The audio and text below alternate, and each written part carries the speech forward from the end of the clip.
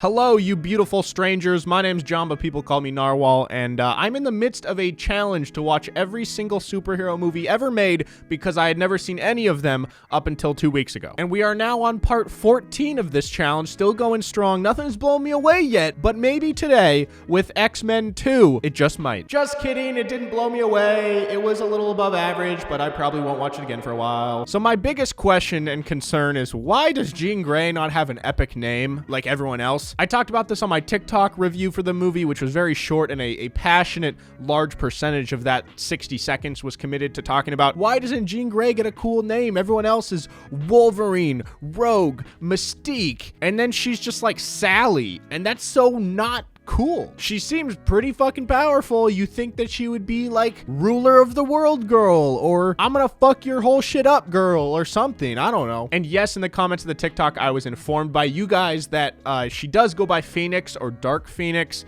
But I'm just saying, up to this point, they hadn't mentioned it. So that's why I mentioned it in my review. Like, I feel like with these movies, you have to treat them separately because you can't expect everyone who goes in to watch them to have read and understood the comics and the backstory. Like, it needs to be able to stand alone and make sense. And obviously, it makes sense. I'm not saying it doesn't. It's just like a weird nitpicky thing that just, you know, I was just trying to defend my girl Jean Grey because if I was a superhero, I wouldn't want to be called John Farrar. I want to be called Super Hot Lava Guy. And I shoot lava, but I'm also just really attractive, so it's like a double entendre for hot, you know what I'm saying? And like maybe we'll learn about Phoenix more in the future movies, which is very possible. I get that, but I don't know. It was just, you know, it was just something, I don't know. It was something I wanted to talk about, okay? Something I enjoyed that this movie did that I didn't expect was that at the start of the movie, it basically set the stage to where the bad guy Magneto from the previous movie is now kind of working with the X-Men. I just liked that for a bit you actually got to team up with Magneto and like feel for him and root for him a little bit. But something I did expect, and I was correct about, was that Pyro is a little bitch. I could sniff it out from a mile away. He wasn't collaborating with his team very well. He was kind of doing his own thing. He just had that really punchable face. Everything that makes a good traitor. And I just, when he flipped, I was like, oh my God, you little piece of shit. Once again, I can't take Cyclops seriously with those goofy ass sunglasses. I know that it's part of his uniform,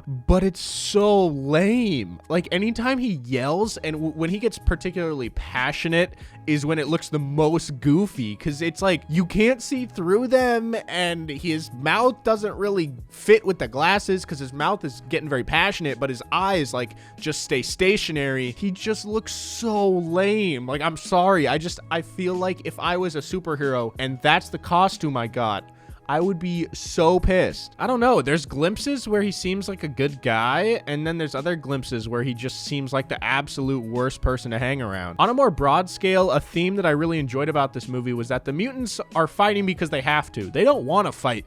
They want peace, but, you know, if you're going to come threaten them, they're going to defend themselves. And I just like what the franchise has to say about, like, being who you are and like sticking up for yourself and like just realizing that you are who you're supposed to be and to protect that and to fight for that. And I think that's a beautiful message. And I think at the time, like the young kids who watched this movie definitely probably benefited from that and learned from that. By no means did this movie do anything that blew me away. I mean, it was pretty predictable. It felt like the same movie I've seen 13 other times now, but it also didn't do anything terrible. So for that reason, I gave it a 7, just like the first X-Men. I'm gonna stick with that. It was fine. But I'm gonna be honest, I don't see the hype yet of people saying that like this is like their favorite thing ever. I don't know. Just seems like there's a lot more movies out there that could just affect me more. But that's just me. If you guys love this movie, I'm really happy for you. I'm glad. I would actually love to hear about it in the comments down below. Let me know what you guys thought about X2. And if you guys have any tips or advice for upcoming movies or how I should watch them or what I should do to prepare, let me know in the comments. And if you like me for whatever reason, check out my podcast called Peak to Middle School. I upload it twice a week. It's on every platform, but it also has full video versions on YouTube. We're actually in the studio right now. I personally built the studio myself, so you got a sloth behind me. You got Joe over there in the corner. You got a bunch of posters over here that are kind of X-rated that I can't even put on camera, but I work really hard on that show, and I just like to plug it at the end of every single video because it's awesome and you should check it out. Anyway, thank you all so much for watching. Like I said, drop a like, subscribe here if you're new, and I'll see you guys next time. Peace.